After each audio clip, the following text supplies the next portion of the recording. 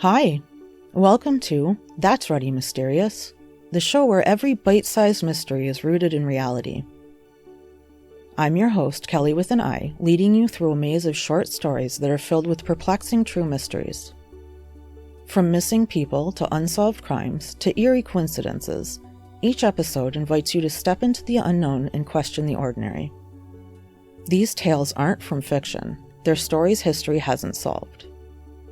Whether you seek suspense, love curious facts, or are just drawn to stories that linger in your mind, That's Ready Mysterious is your weekly passport into the truly strange, baffling, and unforgettable. Tune in and let the mysteries begin. Transcripts and references for all episodes can be found at that'sreadymysterious.wordpress.com. No apostrophe and no exclamation point. Today's tale is about Cleashindra Hall. Cleashindra's mother, Laurel Hall, said she was always babysitting somebody's child because her goal was to be a pediatrician, and so she always surrounded herself with somebody's children. She worked with the nursery at church. Cleashindra, Cle'a, Denise Hall was born on March 30th, 1976, and disappeared on May 9th, 1994. What happened to her? Hall was a black woman aged 18 at the time of her disappearance. She weighed around 120 pounds. She had black hair and brown eyes. She also had a surgical scar on the outside of her left knee, and one of her front teeth was chipped. She was right-handed and had a slender build. Hall was last seen wearing a two-piece short set. The blouse had navy blue stripes, and the shorts had navy blue polka dots. She was wearing white sneakers and small stud earrings, as well as a white bow-looking ponytail holder. Hall lived in Pine Bluffs, Arkansas. She disappeared after going to her after-school job. Cle'a worked for Dr. Larry Amos, whose office was less than a mile from her house. Dr. Amos ran Arkansas Federal Child Care Nutritional Services Incorporated out of his home in the 3300 block of Fawcett Road. Cle'a did clerical work for Dr. Amos. When Hall's shift ended at 8:30 p.m., she was usually picked up by her family. Clea's mother dropped her off at Dr. Amos's home on May 9, 1994. Cle'a was supposed to call her mom at the end of her shift so that Laurel could pick her up, but she never did. Cle'a called home around 8 p.m. to ask if there were any messages for her and to say that she needed more time at work and would call when she was ready for a ride home. Laurel fell asleep. Her husband awoke her at 1 a.m. asking where Cle'a was. Laurel said, "I hopped up out of my sleep and went to look at her bed because I was half asleep." She continued that she didn't know where Cle'a was and that she immediately called Dr. Amos, who picked up on the first ring, to ask if Cle'a was still at work. Dr. Amos told Laurel that Cle'a had left at 8:30 p.m., but that he didn't know who she left with. Dr. Amos confirmed with Clea's time card that she had clocked out at 8:30 p.m. He said that she had left without saying goodbye, but Clea's family says she never would have done that. Dr. Amos told Laurel that Cle'a had left with someone in a car, but he was unsure who was driving. Laurel didn't think Cle'a would do that. The morning after Clea's disappearance, her parents asked her boyfriend if they were together, but he said he hadn't seen Cle'a. Then Clea's parents checked to see if she had gone to school, Whitechapel High School, but she didn't show up there for band practice in the morning or for her classes during the day. Clea's parents called police at 9 p.m. on May 10th. They tried to report Cle'a missing, but she was 18 years old, so was considered an adult and couldn't be reported missing for at least 24 hours. Cle'a went missing without a change of clothing, money, or her identification. She had left her purse at home that day. When police did begin investigating, they believed that foul play was involved in Clea's disappearance. They say she had no reason to leave on her own.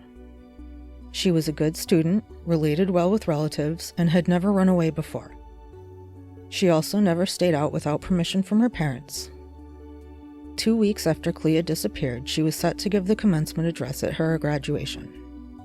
She also had an upcoming summer internship in Boston.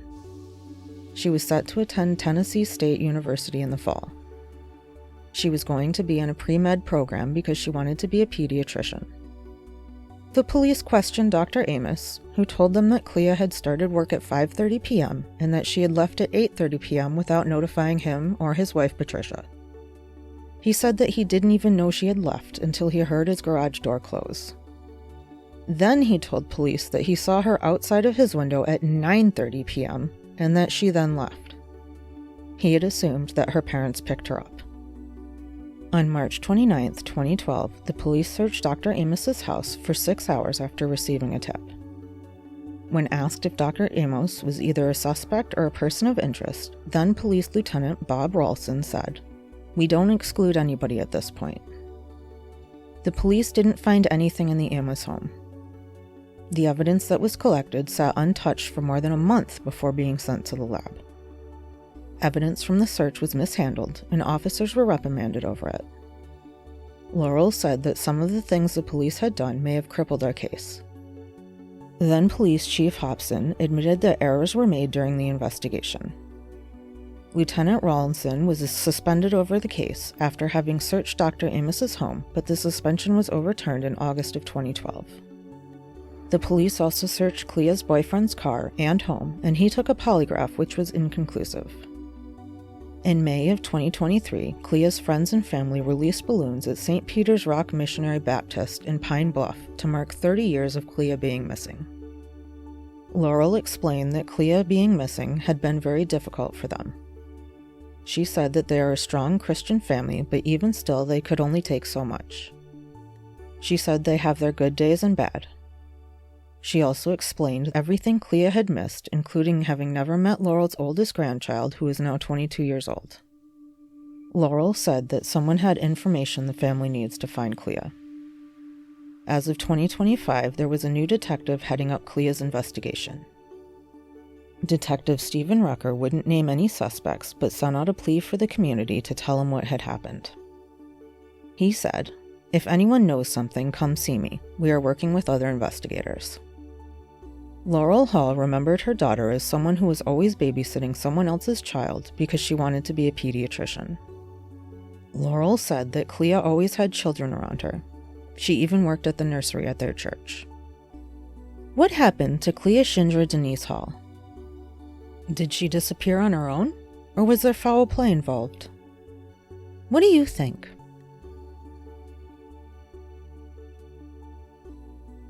Thank you for joining me on our adventure through today's mystery. The stories that That's Ready Mysterious covers are often stranger than fiction. If you enjoyed today's tale, subscribe to make sure you never miss a story that challenges the ordinary and reveals the mysterious. Until next time, keep questioning, and remember the world is full of mysteries yet to be explored.